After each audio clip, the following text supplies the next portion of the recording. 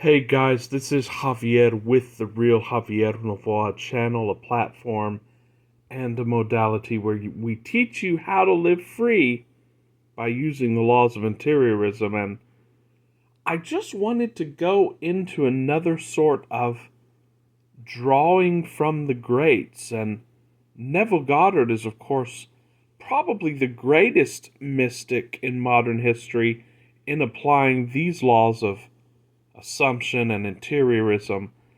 And by the way, we're going to be having more sort of meditative talks this week, especially because it is the Easter season, and that does have a lot of mystic import. But as I said in our last video, there are a lot of people going through adverse circumstances. It seems that over the last few months, there has been sort of a stirring in the world, and some people have been telling me that things are going in another direction, job situations, and also some people are facing other bad situations. And this is basically Neville Goddard explaining how to get out of any prison, any situation. You see, during World War II, Neville Goddard was drafted into the army at a relatively late age of 37, 38 years old. And he had not wanted to have any part of that. He did not want to be in the military. And so he asked no one. And he used these laws to get out of the military. And in this video, or rather in this audio, he's going to explain how. And again, we'll minimally comment, but I just want to meditate and reflect upon this. Of course, you can see this on any YouTube channel, but I believe it behooves us to spend time on it in our community. So let's start here. If you go to jail and you say 5 to 10 years, all right, 5 years, and maybe you get off in 6 for good behavior. But when you are drafted into the army, there is no date that you are promised where they let you out. You're in for good. You're in for the duration. Well, I was drafted into the army with $17 million. Well, I didn't ask the permission of anyone. I only consulted myself. I looked around. I knew what the world knew. It was something that had to be done. But I must be honest with myself. I didn't want any part of it. But no part of it. And, in some other videos, he was talking about the fact that, people are saying you're a coward and it's your duty and so on. But this law admits of none of that. You don't need to seek other people's opinions. All you need to know is what it is you desire, and you can apply this to getting whatever you desire. Don't care about what anyone else thinks. Others would tell me, is that the act of a coward? I didn't care what they said. Is that being a good citizen? I didn't care what they said. As I just said earlier, what we now know, which is called reason, it's a reasonable thing to do. We are at war, and we're all Americans, and we should go in there because our country has declared war. Go in there and fight. And so reason tells us that should be done. But we're not going according to reason. I was drafted. I did not oppose it. They drafted me. Took me down to Camp Oak, Louisiana for my base training. And while I was there, I didn't want any part of it. And I dare to assume that I am out of it. And made my normal, natural application, as you have to do in the world of Caesar. Within 24 hours, it came back, and it was simply rejected. It was signed disapproved. So what would most of us have done when faced by military, law, a tribunal, anything like this? Most people would just say, that's the end of it. But in interiorism, we know that that's not the end of it, because that's just the world of Caesar. Neville Goddard is going to explain here. And signed by my colonel, a very nice gentleman. His name was Colonel Theodore Bilbo Jr. His father was senator. By the way, subscribe to my Mississippi. channel if you find this stuff interesting. I'm going to subscribe to this channel. I said nothing. My captain said, "For your sake, Goddard, I am very, very sorry. I know exactly how you feel. You want to be with your wife and your little girl. Your son is in Guadalcanal with the Marines, and you are now almost 38. And so, I know, but I would like to go through this war with a man just like you at my side.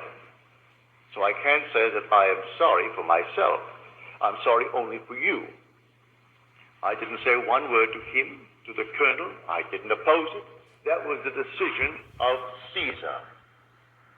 Now, I looked into the perfect law, the law of liberty. The law of liberty. So first you do make your normal application. It's what we call on this channel following the script or surrendering to the film roll. So yeah, you do apply, you make your application. But when and if that's refused, then you start going within, you start getting serious, and you start realizing that it's all on the interior, and you do what Neville's going to describe here. And I persevered in that law.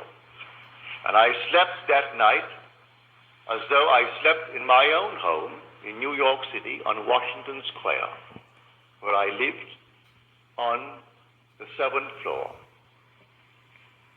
I lived on that floor, and it was a very large apartment, 2 bedrooms, a lovely big living room, a dining room, a huge kitchen, and the foyer.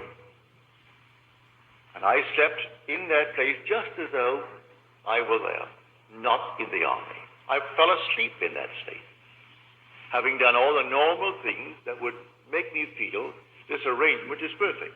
I rearranged the structure of my mind. Instead of seeing 25 men around me sleeping upstairs and knowing that 25 are down below in the next area, I slept in my own bed, with my wife in her bed and my little girl in her crib. He slept there in his imagination. I felt everything in that place just as though it's taking place. And I rearranged the structure of my mind and fell sound asleep in that state. At 4 o'clock in the morning,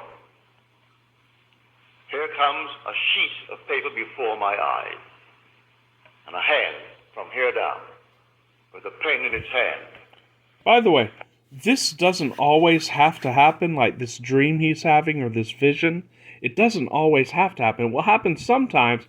It's very encouraging, but don't think that that has to happen. Because if you make that a condition, you're just making another condition and separation between you and your desire. Just a little comment there. And the pen scratched out the word disapprove.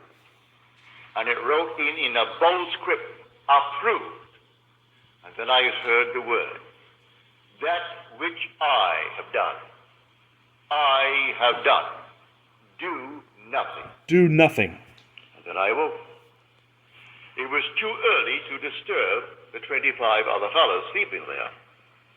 But I waited until the very first moment that I could leave that room. Went down to the latrine and shaved and bathed early, and came up filled with a glow that the whole thing was done. Well, I walked in that assumption for the next 9 days. 9 days. 9 days later, the same colonel that disapproved my request called me in. He said, "Close the door, Goddard." I closed the door. He said, "Take a seat." But he never asked me to take a seat in his presence before. I was a private who always stood in his presence. He said, "Take a seat." And then he gave me all the reasons in the world why I should still be in the army. He said, "You still want to get out?" I said, "Yes, sir." Give me another reason. "Still want to get out?" I said, "Yes, sir." Another one. When he exhausted all the reasons why I should be in the army, and I'm still saying, "Yes, sir," he said, "All right, bring me another application. Have your captain sign it," which I did. That day, I was honorably discharged and out of the army. I didn't run away. I was honorably discharged. When vision breaks forth into speech, the presence of deity is there. And who can oppose God? It says, "That which I have done, I have done. Do nothing." So he thought he initiated the urge to let me go free. I looked into the perfect law, the law of liberty, and I persevered in that law. And he played his part, for I rearranged the structure of my mind. I was convinced I wanted out. I didn't ask anyone's permission. I did not discuss it with one as to why I should want out when 17 million men are being drafted, plus numberless Discuss it with no one. to make a tremendous effort against this monstrous thing that was in Europe. I still wanted out. I did not take anyone into my confidence as to why I wanted out. I had my 13 weeks basic training.